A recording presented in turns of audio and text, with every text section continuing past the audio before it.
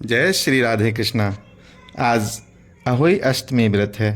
अहोई अष्टमी का व्रत दिन भर किया जाता है। जिस समय तारामंडल आकाश में उदय हो जाए उस समय वहाँ पर एक जल का लोटा रखकर चांदी की स्याहू और 2 गुड़िया रखकर मौली में पिरो लें। तत्पश्चात रोली चावल से अहोई माता के सहित स्याऊ माता को अर्चें और सीरा आदि का भोग लगाकर श्रद्धापूर्वक उसकी कहानी सुने। उसकी कहानी इस प्रकार से है। एक नगर में एक साहूकार रहा करता था। उसके 7 लड़के थे।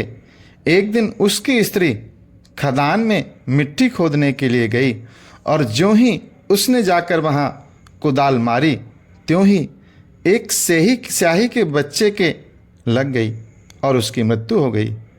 उसके बाद उसने कुदाल को देखा कि उस पे खून लगा हुआ है। खून देखकर जब उसने देखा तो एक बच्चा मरा पड़ा हुआ है।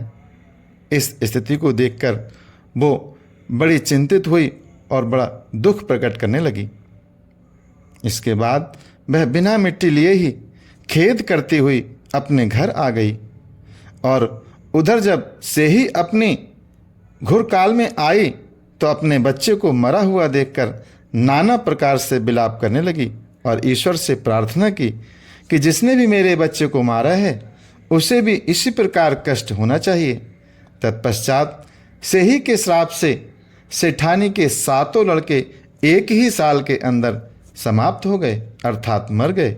इस प्रकार अपने बच्चों को असमय काल के मुंह में समाये जाने पर सेठ सेठानी इतने दुखी हुए कि उन्होंने किसी तीर्थ में जाकर अपने प्राण गंवा देना उचित समझा।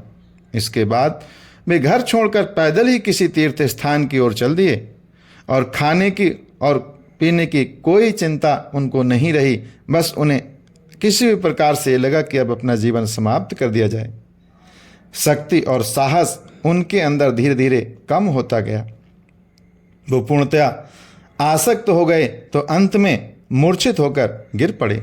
उनकी ऐसी दशा देखकर भगवान करुणा के सागर ने उनको मृत्यु से बचाने के लिए उनके पापों का अंत किया। और इसी अवसर में आकाशवाणी होती है कि हे सेठ, तेरी सेठानी ने मिट्टी खोदते समय ध्यान न देकर सेही के बच्चों को मार दिया। इसके कारण तुम्हें अपने बच्चों का दुख देखना पड़ा। यदि अब पुनः घर जाकर तुम मन लगाकर गौ की सेवा करोगे और अहोई माता अजक्ता देवी का विधि विधान से व्रत आरंभ करोगे, प्राणियों पर दया रखते हुए स्वप्न में भी किसी को कष्ट नहीं दोगे, तो तुम्हें भगवान की कृपा से पुनः संतान की प्राप्ति होगी।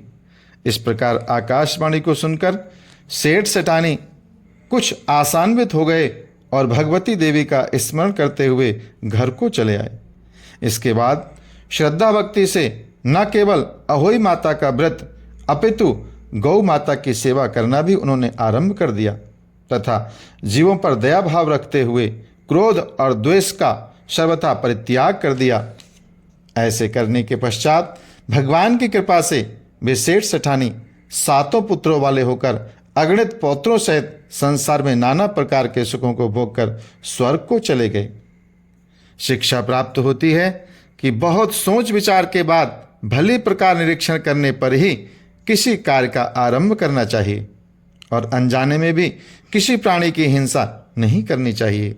गौ माता की सेवा के साथ साथ अहोई माता अशक्ता देवी भगवती की पूजा करना चाहिए। ऐसा करने पर अवश्य ही संतान के सुख के साथ साथ संपत्ति भी प्राप्त होती है। बोलिए अहोई माता की जय।